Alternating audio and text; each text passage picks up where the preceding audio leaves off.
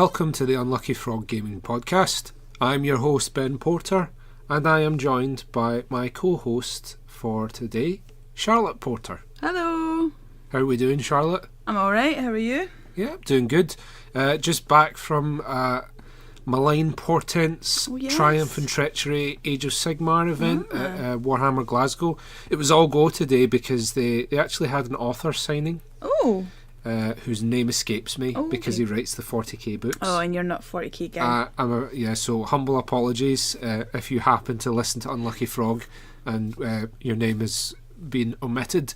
Well, I'll endeavour to have a link in the description towards that writer as recompense. But they also, because they're getting ready to move.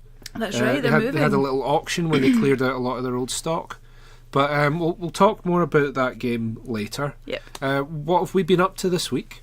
Well, I was at Edinburgh Playtest Group last weekend. Yep. That was fun. That was really fun. I'll talk about that later. And then through the week, we've just been really busy doing lots of other things, doing recordings and stuff. So actually, we haven't had a lot of time to game. We did find time to play Arkham Horror. We did. The card game. Yes, the card game. Yeah. A couple of times. And I even soloed it as well. You did? You played it solo today? Yep, this morning, yeah. Didn't go too well. No. Didn't go too well. I don't think so.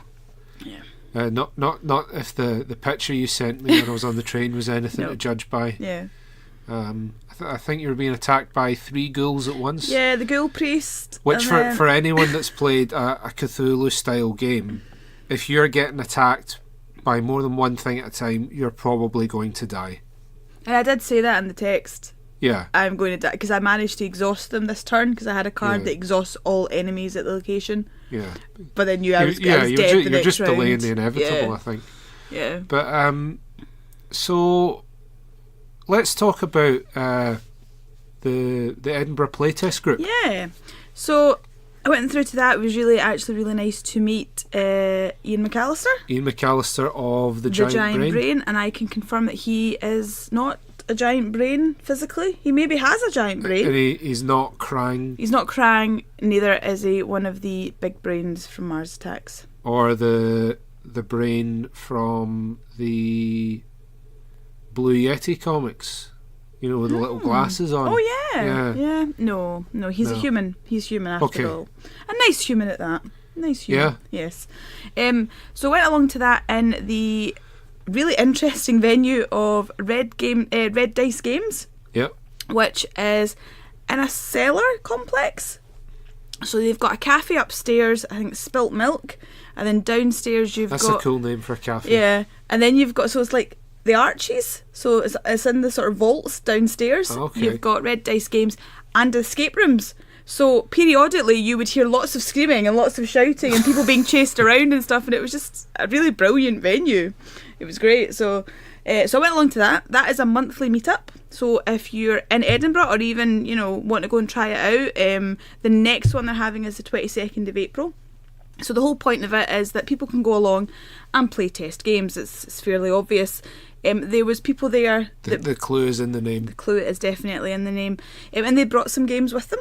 Yeah. To play test. So Ian brought his game. So this is predominantly people who've perhaps designed a game. Yes. And they want to get it blinds tested, as it were. Yeah. Or just they want other people to try their game. Yes. Basically. Yeah.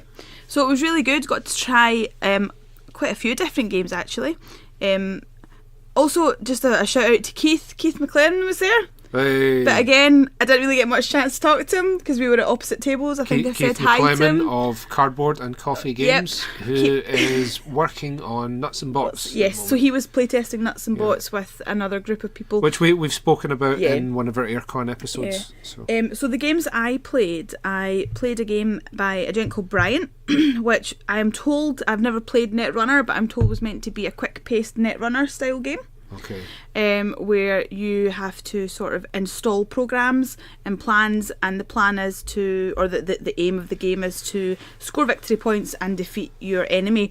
I really enjoyed it. Took me a while to get into it. What not so much to get into it, that's not what I mean. I mean to get the hang of it. I have a tendency to forget rules. I can only like retain You 5. struggled a bit to pick up the rules. Well, I kept forgetting that you could hack, which is the main objective in the whole game. That does sound a lot like Netrunner, actually. And you hack, and I was like, I forgot I could do that. And I think I've realised recently that I can retain 5 instructions. Any more than that, and then they drop off. But that, I mean, for all you're laughing at that, I imagine that is quite important. It's quite important for people who are playtesting a game to have people like you play it. Yeah. Because if only a handful of people are able to keep all of the plates spinning in that game, then you've got a problem, because it means that your game is not going to have a wide appeal. And if you're fine with that, then fine. But I think for most people, they do want their game to at some point get out to a wider audience. So if that's a barrier to entry if there's too many things going on. I really enjoyed it though. I played it 3 times I think, and by the 3rd time I had got it. You know, I knew what I was doing, and I'm really excited to see where he takes it from here. Even he was talking through some of the changes he was going to make. There is sort of tokens, but the tokens are at the side and they don't always really play into the strategy or the theme of the game, so sometimes you actually forget they're there to do things with. So he was thinking of maybe converting them into currency, or looking at another way that he can bring them into the game and have them more they're consistent throughout it. But I really enjoyed playing that. Another game I played, which is going by its work in progress name at the moment, is Scandalous. Stephen has been playing or playtesting that one for a while now, but he's introduced some new mechanic. So basically Scandalous is about... It sounds a little bit like your sex tape has been leaked and you need to try and cover it up. That not too far off. Basically, really? It's the whole thing where it's the life of a celebrity, and you have to try and have as interesting a life or as exciting a life as possible. Colourful, yes, but you might be struck down with a scandal, which then kicks you back. So the idea is really good. The idea is really fun. Kardashian, advances push you forward. Your career. Exactly. The thing I really liked about it though was so the auction bit. We did talk about it. I did like what he was doing with it, but it felt a bit disjointed from the actual gameplay because it was a separate phase.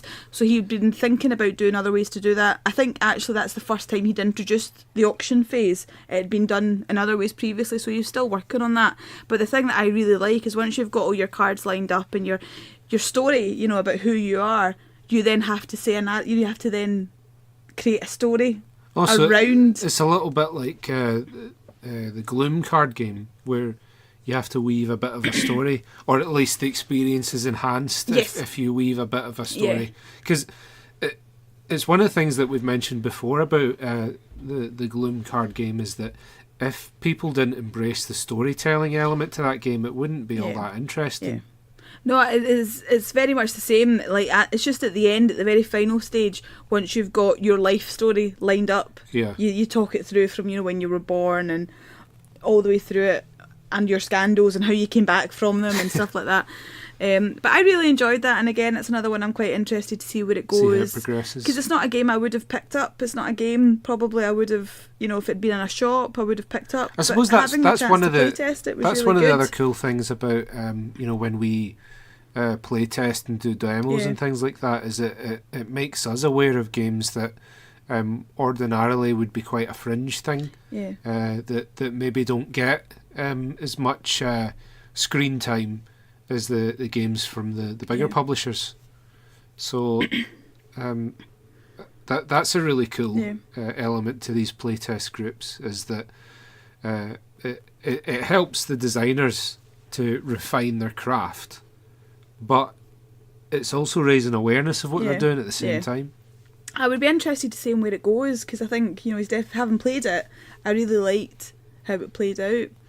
And the final game that I played was Ian McCallisters one, The Story of My First Blade. I'm not sure if that's exactly what it's called. I believe it's This Is My Blade, Here It's Tale. Yes, that's it. It's a little bit verbose for a game title, but I do believe it's a working title. So Well, I really enjoyed that.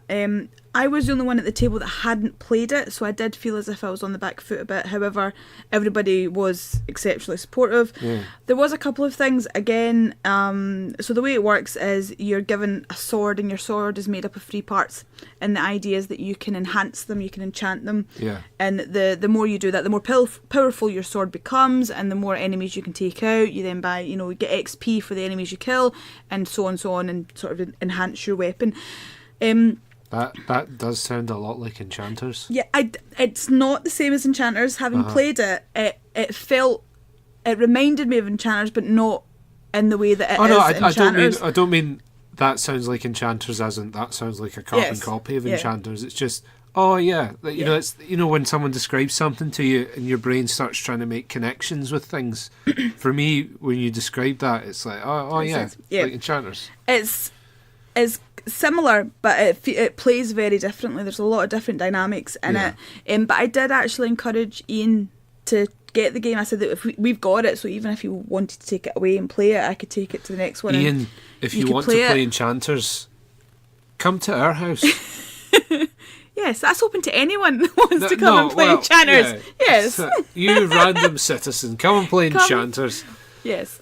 We're going to end up with That's fine. Yeah, okay. We will be known as the Open House Podcast. Come round, play some games. I'll bake some cookies. It's all great. Right, I'm all about community spirit, but this just feels a little bit too open. Right. So anyway, bringing it back. So I did play the game with the group, and there was 6 people in the group with us, and I think Ian did say that it doesn't quite scale right when you go up the way. Okay. But one of the issues I had was each component, so the 3 parts you have of your sword, have a value that you need to roll in order to activate them, and you roll 2 dice and you can choose to combine the total of the dice or have them separately. The other thing as well that I really liked is that it's a group, you sort of cooperative, so if you choose not to use one of your dice, you can announce the number and anybody else with that value can play that dice, which I thought was really good. However, 2 of mine, so of my 3 pieces, one was 6, the second was 6, and the third was 1.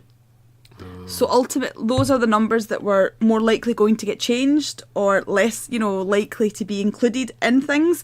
So I did feel that I was sitting out of it for quite a bit, but I could tell that it wasn't because I wasn't following the game, because everyone else was succeeding. So I knew that it wasn't, that I was like, what's going on? It was just like I couldn't actually get into it. And Ian did pick that up, that actually maybe making sure that when you are giving out the pieces that you know it's not a duplicate number, and that way there's more of a chance to get in, because all the other ones had a variant of 3, whereas I only had the 2. But it did mean that I could do 2 attacks if I rolled a 6 or whatever. From the designer's perspective, that's why playtesting is so valuable, because unless you're some weird cyborg superhuman computer machine, which you're not, which most people, as far as I'm aware, are not.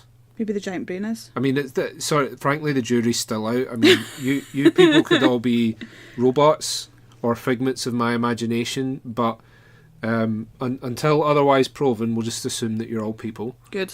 But that aside, it is very valuable to put your game out to playtesting, because there's so many variables and variations that you just would not have considered unless you get different people who think differently from you do to play your game.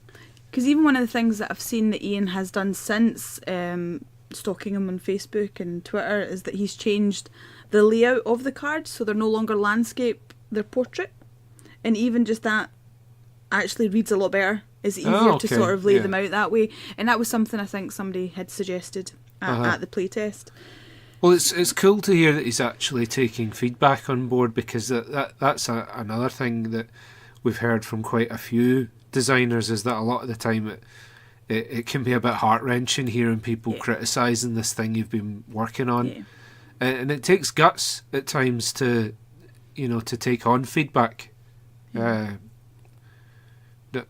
don't think everyone can do that, and certainly we have heard a few horror stories about people in playtests and demos that have just packed up their game and gone, right, I'm done. So on that note, thank you to Brian, to Stephen and to Ian for letting me play their games. That was really, really good of them. Yeah. And like I said, they're meeting again on the 22nd of April down in Red Dice Games. So if anybody's interested in having a go at trying out some games, or alternatively has a game to bring, go along. Great fun, welcoming bunch, and just a really, really nice environment. I dare say at some point that some of those guys will be on the podcast. Yeah, I don't have any doubt about that. Yeah. So you were at Edinburgh. Yes. We haven't done a lot of gaming this week. No. I've done a bit of painting. You've done lots of painting. Well, no, I haven't done lots of painting. Well, seems like you've been painting for hours and hours and hours. Right, getting personal. Getting personal here. I painted up a little tester for my Dark Rider elves because I'm working towards doing a mixed order army for Age of Sigmar. So it's going to be a sort of Heroes of Might and Magic type idea where you've got elves, dwarves and humans all working together. But the backbone of the army is still going to be my Fire Slayers. Yep. Because I love my Fire Slayers. Because you're obsessed. Some may say obsessed, some may say enthusiastic. If you come round to play Arkham Horror, you will see that the house is covered in little tiny plastic men. I feel like this is like the marriage counselling podcast now, isn't it? Yes. I feel attacked, Charlotte. I'm sorry. I feel attacked. I'm sorry. I don't mean to It's attack okay. you. So yeah, I've been working a little bit on him. I just painted up one as a tester. Pretty pleased with how he turned out. And what else have you been painting? And I've been painting a big Warscryer Citadel. Ah, yes. Which is a great piece of scenery. Yeah, it's a lovely model. Yeah, it's. I don't think I've got any pictures of it on my Instagram yet, but I'll put a link to my Instagram for anyone that's interested in watching me paint little plastic men and scenery for said little plastic men. You can go and check it out. Just a thought, maybe give me a like, maybe give me a follow. Maybe. If you like what you see. So what's your tag? It is instagram.com/Oberel, OBEERAEL. We'll link to it in the... Yeah, because no one's going to remember that. No. But, so, as I say, gaming-wise, not been up to much. Done a wee bit of building and painting. But we did play the Arkham Horror card game. We've had it in the shrink wrap on the shelf for ages. We actually bought it back at the... January. Yeah, at the Tabletop Scotland ticket sales launch at Big Dog Books. Yep. But we finally got round to playing it last night. And what did you think of it? I really enjoyed it. It did... I was playing Wendy Adams, and I don't think I play naturally, or it took me a while to really get an idea of how she plays. Yeah. I suppose similar to the Lord of the Rings games, I was saying this earlier to you, that actually I feel you need to play the game a couple of times before you fully get it. They've got their own sort of class system, haven't they? Yeah. So it's you're right. It takes a little bit to find your feet, I think, and we've not even approached building decks yet. No.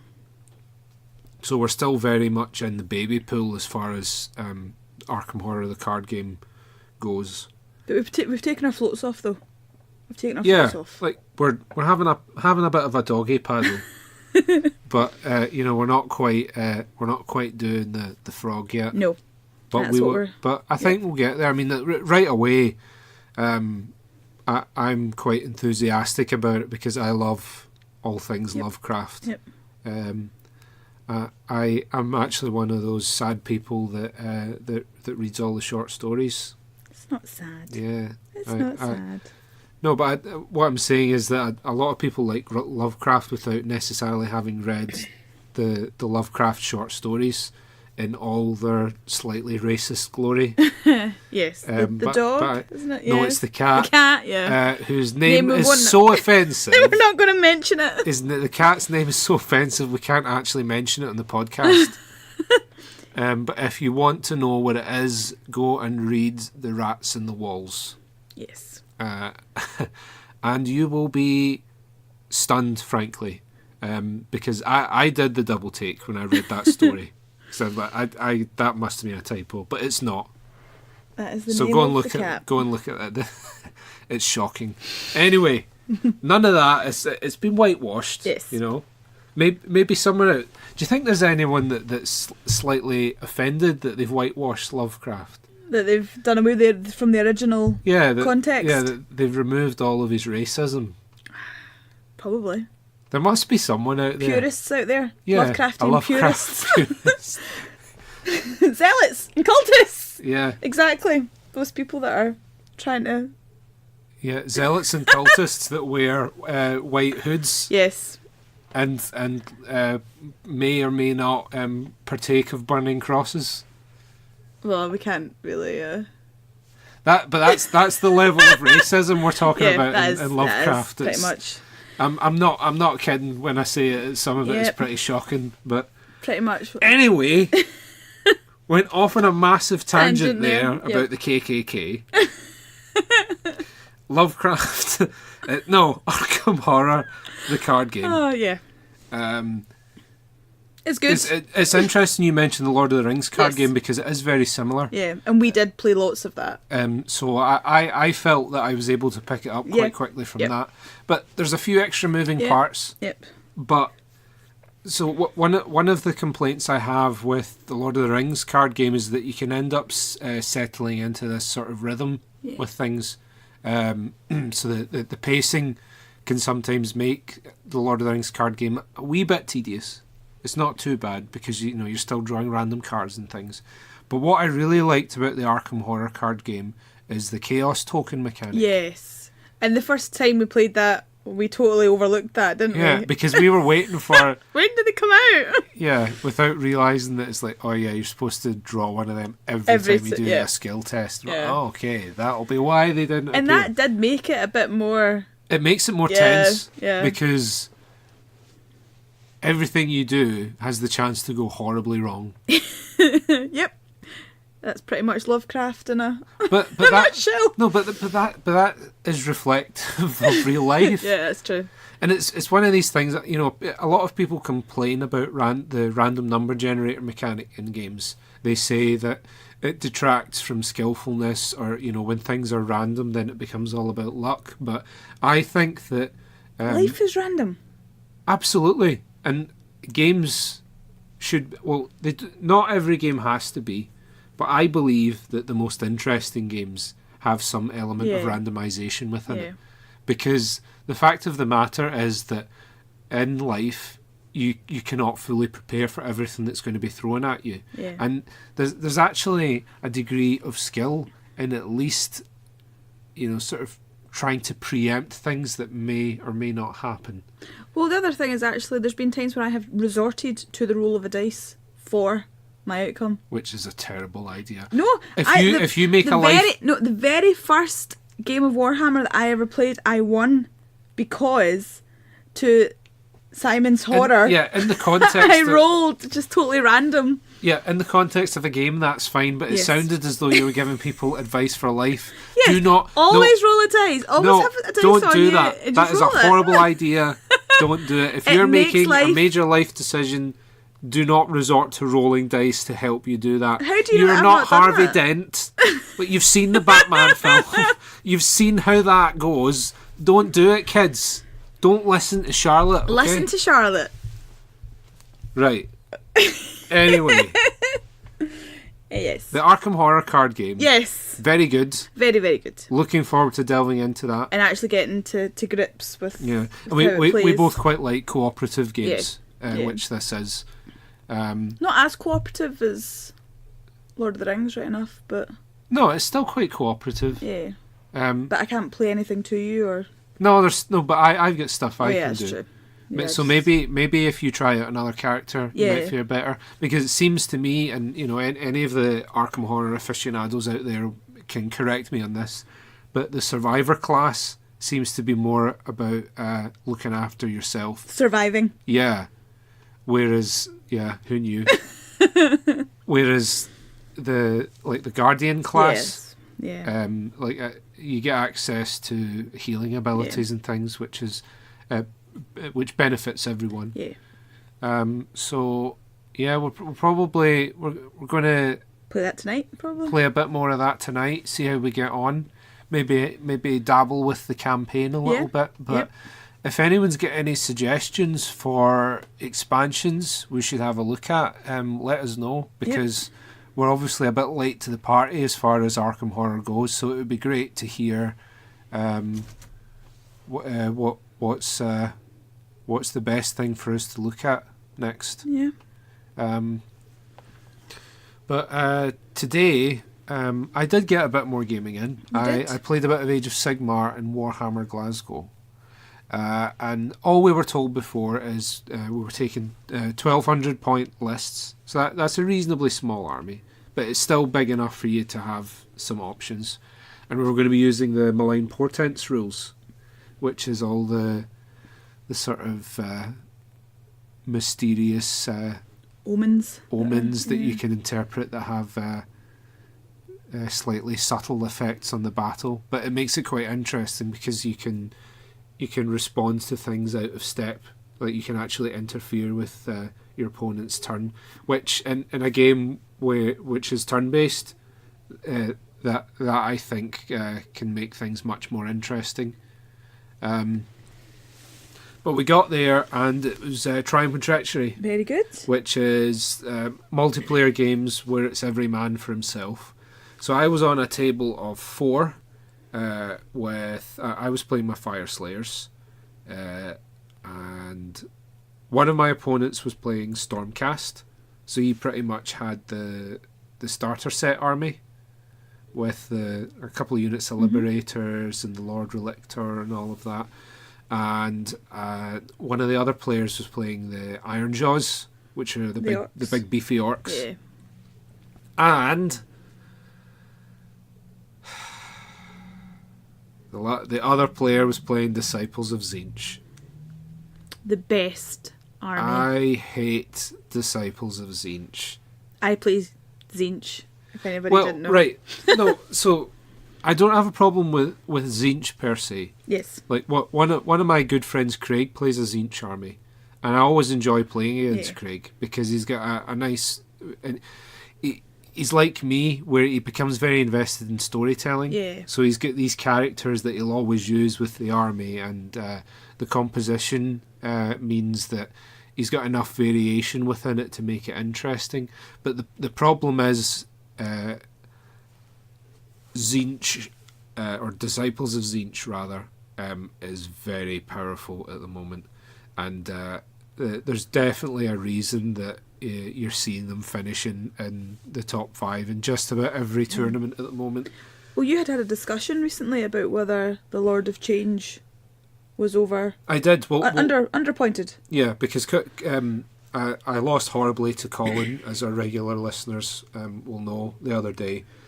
And Colin and myself had this discussion afterwards, and even Colin said that he does think that he's a little bit undercosted for what he does.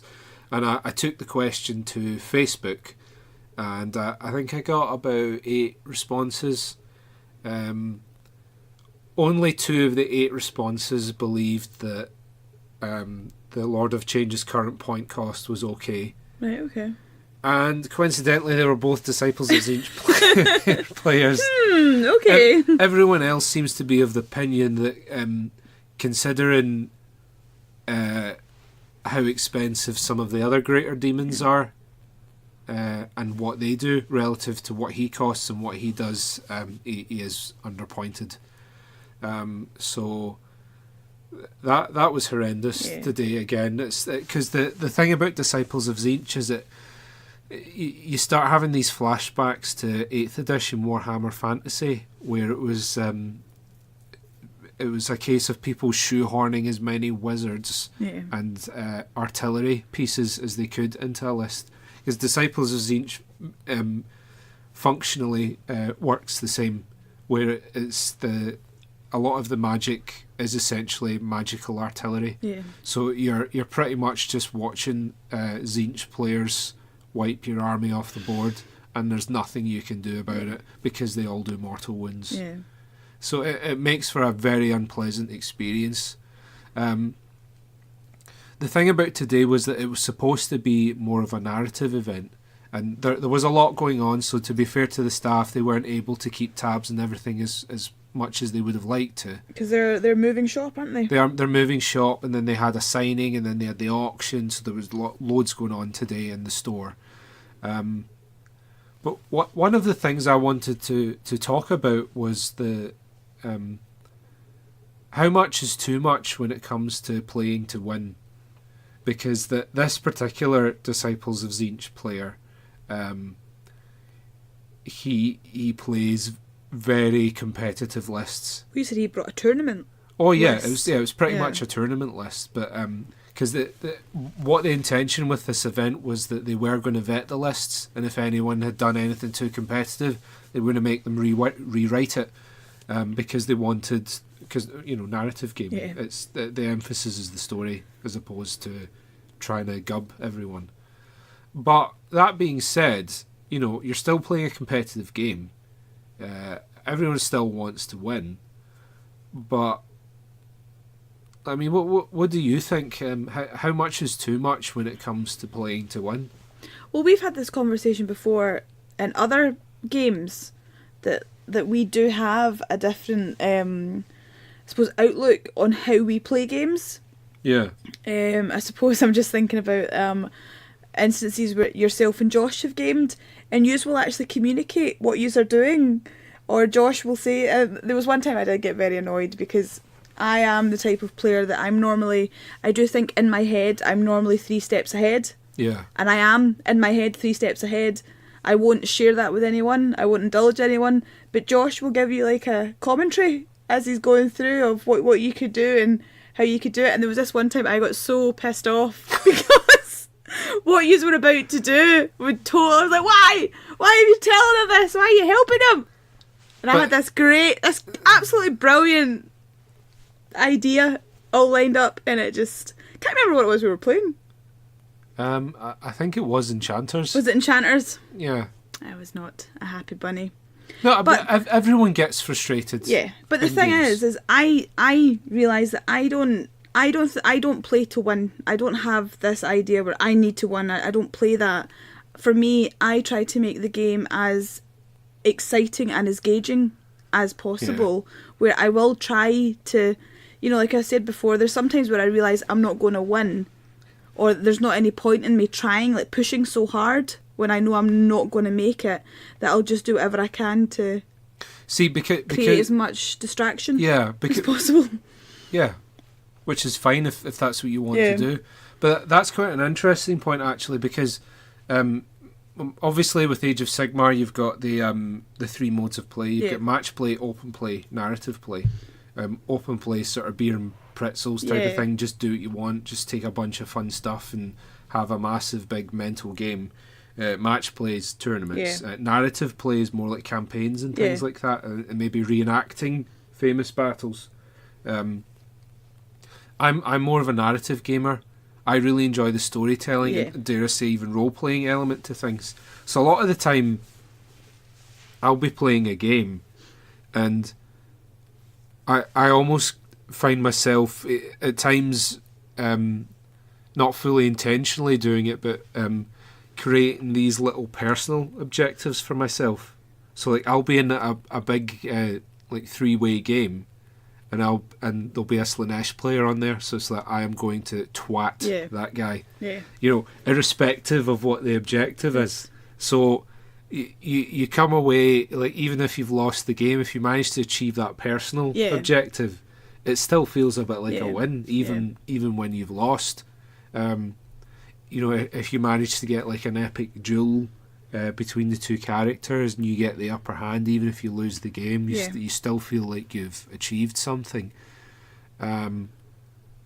But I guess the win at all costs thing I don't truly get, because I am quite a competitive player. I do like to win, but I've never been able to write an army list or compose a character for a game, like optimizing it to win, because I like to use the things I like. like with my Fire Slayers, I take 2 Magma Droths because I love Magma Droths. Yeah. Whereas what's considered competitive for Fire Slayers is to take 3 units of 30 Volkites. Yeah. The other thing as well is if you do lose, you don't have a Mad Raj. No, I get frustrated at times. Yeah. But I don't think... Maybe you've played with people that have had, you know... Yeah. I mean, I've never properly flipped out at a game. I've got annoyed at people, but I've been like, whatever. And I've always, at least I've always, as far as I'm aware, tried to make peace and make sure everyone's happy afterwards. But you're going to get frustrated at games. Anyone says that they never get frustrated at games is either a psychopath or a liar. Possibly both. Yes. But I think in summary to the whole, to the question of how much is too much when it comes to playing to win, I think that the degree to which you're playing to win has to be proportionate to what's at stake. Yeah.